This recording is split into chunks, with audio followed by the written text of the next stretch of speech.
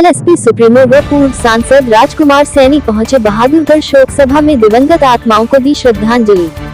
खबर हरियाणा प्रदेश की शान न्यूज चैनल की रिपोर्ट। आज लोकतंत्र सुरक्षा पार्टी के सुप्रीमो शेरे हरियाणा व पूर्व सांसद राजकुमार सैनी बहादुरगढ़ में सागर बखेता पूर्व प्रत्याशी खरखोदा विधानसभा लोकतंत्र सुरक्षा पार्टी के पिताजी पूर्व बैटमैन श्री कृष्ण को श्रद्धांजलि देने उनके निवास स्थान सेक्टर 9 बहादुरगढ़ में पहुंचे व दिवंगत आत्मा की शांति के लिए भगवान से प्रार्थना की और उनकी फोटो पर पुष्प अर्पित कर उन्हें भावभीनी श्रद्धांजलि दी। वहीं इसके पश्चात लोकतंत्र सुरक्षा पार्टी के सुप्रीमो व पूर्व सांसद राजकुमार सैनी स्वर्गीय श्रीमती वेद्रवती धर्मपत्नी श्री रमेश पांचाल निवासी अग्रवाल कॉलोनी में तेरहवीं पर दिवंगत आत्मा की फोटो पर पुष्प अर्पित कर उन्हें भावभीनी श्रद्धांजलि दी। इसके बाद मीडिया से बातचीत करते हुए कहा कि लोकतंत्र सुरक्षा पार्टी के सुप्रीमो शेर हरियाणा व पूर्व सांसद राजकुमार सैनी बोले कि सर्वेश पांडे ने एक विवादित बयान दिया था जिसके चलते उन्होंने बहुजन समाज पर कुछ अपशब्द टिप्पणियां की थी, उन्हें अपशब्द का प्रयोग किया था। सुप्रीमो राजकुमार सैनी ने कहा कि अंधविश्वास और पाखंड को छोड़कर अगर देश गौतम बुद्ध की विचारधारा पर चलता तो देश की उन्नति व प्रगति होती और सभी को समानता का अधिकार मिलता। उन्होंने कहा कि मैंने ब्राह्मण समाज पर कोई टिप्पणी नहीं की, मैंने तो उन लोगों के बारे में कहा था जो पाखंड और अंधविश्वास के बल पर अपने आप को भगवान कहते हैं। मैंने किसी के बारे में कोई गलत शब्द नहीं बोले थे। वही सर्वेश पांडे के खिलाफ किसी भी नेताओं ने कोई कार्रवाई या कोई टिप्पणी तक नहीं की, जबकि उसने बहुजन समाज के लोगों पर अपशब्द कहे। वही मीडिया से बातचीत के दौरान उन्होंने केंद्र सरकार को तीनों कृषि कानून रद्द करने की बात कही। वही इस दौरान लोकतंत्र सुरक्षा पार्टी के प्रदेश अध्यक्ष किशन लाल पांचाल, प्रदेश संगठन मंत्री रामकुमार प्रजापति, वरिष्ठ नेता एडवोकेट मुकेश सैनी, युवा प्रधान सैनी समाज बहादुरगढ़, जिला अध्यक्ष महात्मा ज्योतिबा फुले ब्रिगेड समाज सेवी रणबीर आरती, पहलवान ईशु सैनी, सुरेंद्र रोहिल्ला पूर्व हल्का अध्यक्ष बहादुरगढ़, सत्यनारायण पांचाल, रतन प्रजापति, रमेश पांचाल, प्रदीप पांचाल व सम्मानित नेतागण मौजूद रहे।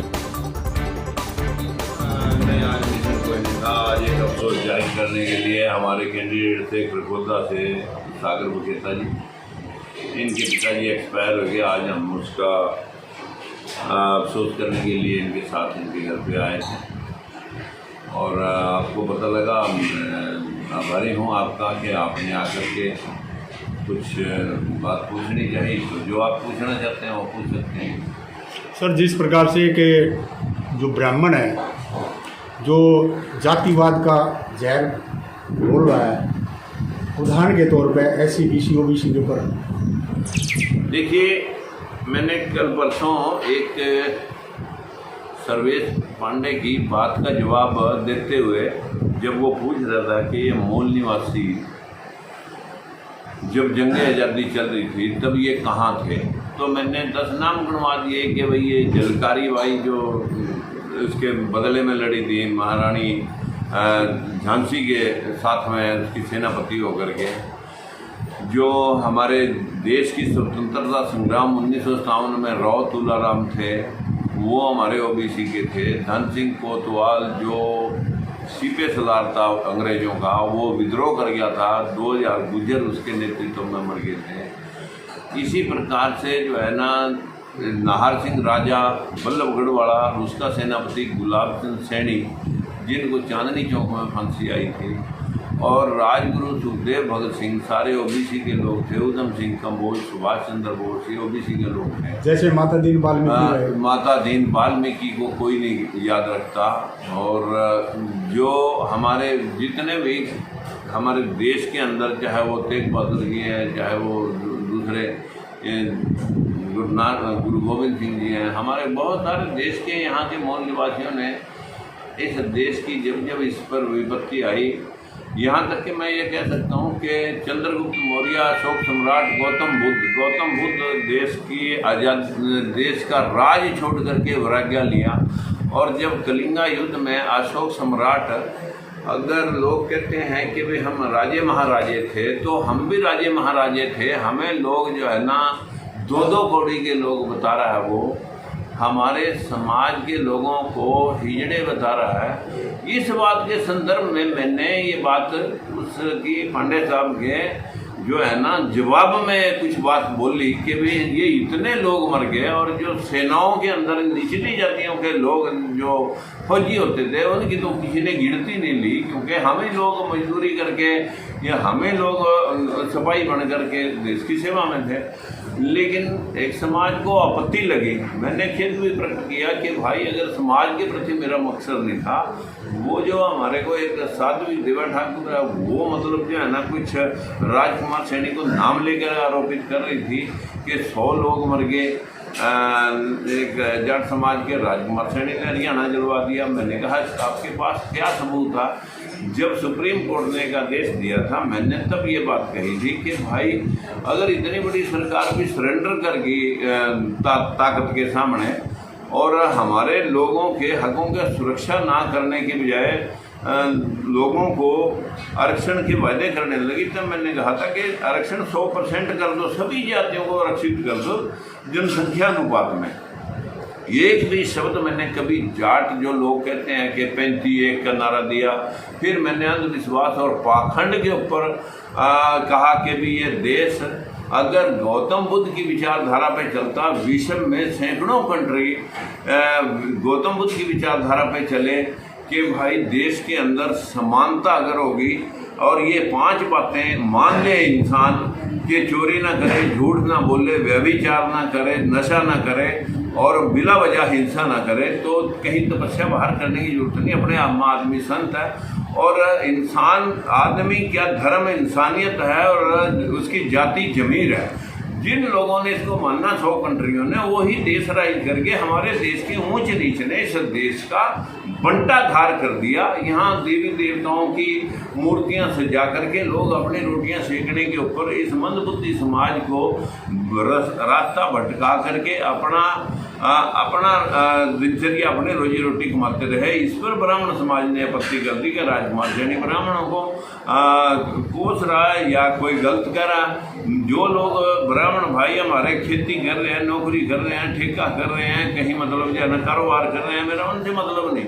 जो लोगों ने भगवान बनने का प्रयास करके अपने लोगों को झूठ बोल करके उनकी जेब काटने का काम अंधविश्वास और पाखंड के माध्यम से किया, उन लोगों को मैंने टोका था, ना कि किसी बरादरी को टोका था। और इसमें भी मैंने उन 2 लोगों को टोका जो वो लोग जो है ना इस समाज को गालियां दे रहे हैं और मुझे टारगेट कर रहे थे। सर, जिस प्रकार से मैंने टोका था, जिस प्रकार से जबकि मैंने राजपूत समाज का नाम सिर्फ इतना कहा कि तुम भाई जो है ना जो इतनी पैरवाई कर रहे हो, तो तुम भी मतलब जो है ना इस समाज में जो राजनीतिक तौर पे हमारे से पूछ रहे हो तो तुम अपने बता सकते हो। फिर भी किसी समाज को अगर ठेस लगी तो मैंने कहा भाई मैं अपने शब्द ही वापस लेता हूँ और खेद प्रकट करता हूँ।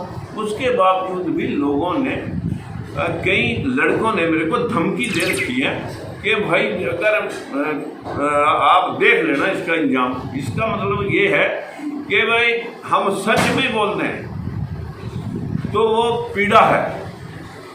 क्या हमारे और उनके बीच में सिर्फ यही ताल्लुक आता है कि भाई हम पैरों में चरणों में पड़े रहें? जो हमारे को कह रहे हैं ये 2-2 कौड़ी के लोग हमारे चरणों में पड़े रहते थे और कल को भी चरणों में पड़े रहेंगे अगर आप इकट्ठे हों।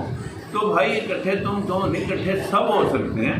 और इस समाज को भी कल तक अखबार मीडिया हमारी बात नहीं उठाता था, आज सोशल मीडिया के माध्यम से एक शब्द निकलने से पहले पूरे विश्व के अंदर वो शब्द पहुंच जाता है।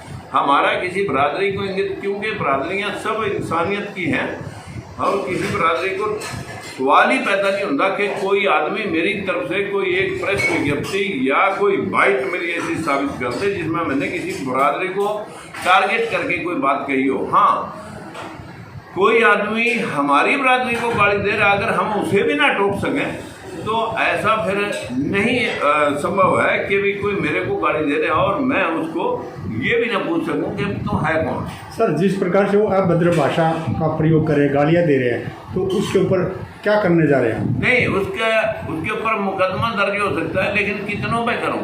लोगों ने तो मेरी कोठी तक आपको वहाँ पता है कि मतलब हमला बोल रहा है उसके ऊपर। और मैंने उनसे यही बात कही कि भाई अगर आपको इस मेरी बात से कुछ मतलब जो है ना पीड़ा है, पहले आप पूरी बात सुन करके फिर भी अगर आपको कोई पीड़ा है तो मैं अपने शब्दी बात से लेता हूँ और खेद प्रकट करता हूँ। उसके बावजूद भी उन लोगों ने मेरे को धमकी दी और मैं उसका संज्ञान डीजीपी हरियाणा और एसपी कुरुक्षेत्र को दे भी दिया है कि अगर कल को कोई आपत्ति किसी तरह की आती है तो ये वो लोग हैं। सर, सुप्रीम कोर्ट की भी गाइडलाइन है, अगर कोई इंसान देश के अंदर इस प्रकार के वो करता है जातिवाद धर्मवाद तो उसके ऊपर एक्शन हो सकता है। हाँ, उसके बाद उसके ऊपर जो है ना देशद्रोह का मुकदमा बढ़ता है, उसके ऊपर आपत्तिजनक शब्दों पर जो किसी जाति को सीधा गाली दे रहा है कि ये दो कौड़ी के लोग हैं, हिजड़े हैं, तो इससे ज़्यादा वो क्या कहेगा। और कल तो हद ही कर दी देवर ठाकुर साध्वी ने कि एक समाज को सीधा उसने इतना गंद बक दिया, उस गंद को हम अपने शब्दों में वर्णन भी नहीं कर सकते। सर, जिस प्रकार से राष्ट्रपति जी भी तो इस बहुजन समाज में आते हैं और 131 सांसद इसमें और भी हैं, तो उन्होंने अभी तक कोई प्रतिक्रिया नहीं। क्या ये इसके ऊपर ये 4 महीने से 6 महीने से वीडियो है। पूरे देश के जितने MP MLA सुनने के बाद सब कान दबा करके अपने अगली राजनीतिक रोटियां सेकने में, टिकटों की तरफ चाटने में लगे हुए हैं। हमारा जो MP MLA है वो तो सिर्फ और सिर्फ अब उसकी तो बहन बेटी को भी कोई गाली दे दे, वो इसलिए नहीं बोल सकता कि ये बड़ा आदमी है, पार्टी का मुखिया या पार्टी का सर्वा है, कहीं ऐसा ना हो टिकट कटवा दे, इसलिए वो अपने राजनीतिक रोटियां सेकने में लगे हुए। उन्होंने समाज से, तरक्की से, समाज के मान सम्मान से कोई मतलब नहीं। सर, इसमें आप क्या एक्शन ले रहे हैं? नहीं, मैंने एक्शन के लिए तो जो है ना जो काफ़ी सारे लोगों ने जो है ना 1-2 जगह मुकदमे दर्ज करा भी दिए हैं और बाकी के लोग जो है ना लगे हुए हैं। लोगों की भी तो मर्जी होनी चाहिए ना कि मेरा कल्ले का ही टोकना नहीं। लोग मुकदमे दर्ज कराए उस आदमी के खिलाफ जो आदमी बरादरी को टारगेट करके कोई गाली दे रहा है कि देश को बांटने में जुटे हैं। देश को बांटने में नहीं, देश की जनता को, बाकी के जो निम्न तबका उसको गुलाम बनाने के लिए फिराक में। धन्यवाद। जब राजकुमार सैनी बोलते हैं तब विवाद खड़ा हो जाता है। ऐसा देखिए, छोटा मुंह और बड़ी बात, निचले लोगों की सही बात अभी लोगों को जहर दिखाई देती है। बड़े बड़ा रानी को कौन कहे अगले पासे से ढक लो। अब ये तो समस्या है देश में। लोग कहते हैं कि हम सर्वा थे, ये हमारे पैरों पे गिड़गिड़ाते थे। अरे यूं तो हम भी भिखारियों की औलाद नहीं है। महाराजा अशोक जो सम्राट है, विश्व महान अशोक सम्राट, अब उसकी हम संतान हैं। हम साक्या साम्राज्य जो वो भी मतलब बैकवर्ड समाज के राजा थे, रावतुला नाम, ये सारे बैकवर्ड राज थे। जो लोग OBC के कुछ, हम भिखारियों की औलाद थोड़ा थे। हमारा भी ये सारा देश, हमारे तो नोट के ऊपर अभी भी छपा हुआ है अशोक सम्राट का चिन्ह। हमने तो कभी नहीं कहा ये देश हमारा था, हमें क्या मिला। हमें तो 40 यूनिवर्सिटियों में आज तक एक भी प्रोफेसर हमारा नहीं। SC के 3% है, OBC की 0। देश में 25 हाई कोर्ट, एक सुप्रीम कोर्ट, एक भी जज OBC का नहीं है। सिर्फ 17-18 जज SC के हैं, जहाँ होने 23% चाहिए। देश के अंदर इतने रेजिमेंट हैं, वहाँ कोई रेजिमेंट नहीं। देश के अंदर जो है ना कितने राजदूत बाहर जाते हैं, कोई राजदूत हमारा नहीं। देश में हमारे जो है ना 90% वोट SC के मोदी जी ले गया। कोई हमारा जो है ना एक आध को छोड़ करके गवर्नर नहीं। हाँ, बस एक आधा राष्ट्रपति के नाम से एक स्टैम्प हमारे को दिखा देते हैं, जो कि रामनाथ कोविंद जी वही आदमी है जिसने कहा था कि संविधान की समीक्षा होनी चाहिए। और राष्ट्रपति आजकल हैं, उनको प्रणाम करते हैं हम कुर्सी के माध्यम से। लेकिन अटल बिहारी वाजपेयी के टाइम में कोविंद साहब ने ही ये बात कही थी कि भाई संविधान की दोबारा समीक्षा होनी चाहिए। तो आरक्षण तो 10 साल के लिए दिया गया था। तो हमारे जो लोग हैं वो सिर्फ निज स्वार्थों के लिए ही काम करते हैं, वो हमारे समाज के हिस्सेदारी के लिए काम नहीं करते। ये हमारे MP MLA जो लोग हैं वो अपनी टिकटों की भूख में समाज को भूलने बैठे हैं। और समाज उनके चकमे में इसलिए आ जाता है, बड़ी पार्टी का टिकट लेके आया, ये पता नहीं हमारा क्या भला करवा देगा। वो अपनी राजनीतिक रोटियां सेकते हैं। वो एक शब्द इस वीडियो में बोले, वो इतनी गालियां दे गया। ये लोग जितने MP MLA मंत्री हैं, चीफ मिनिस्टर हैं, वो चीफ मिनिस्टर की धरती के ऊपर बीकानेर के अंदर वो बंदा गालियां दे के जा रहा है, और वहाँ चीफ मिनिस्टर OBC का है। वो ये सारे लोग चमचागिरी कर रहे हैं, जो हुक्मरान लोग हैं उनकी। सर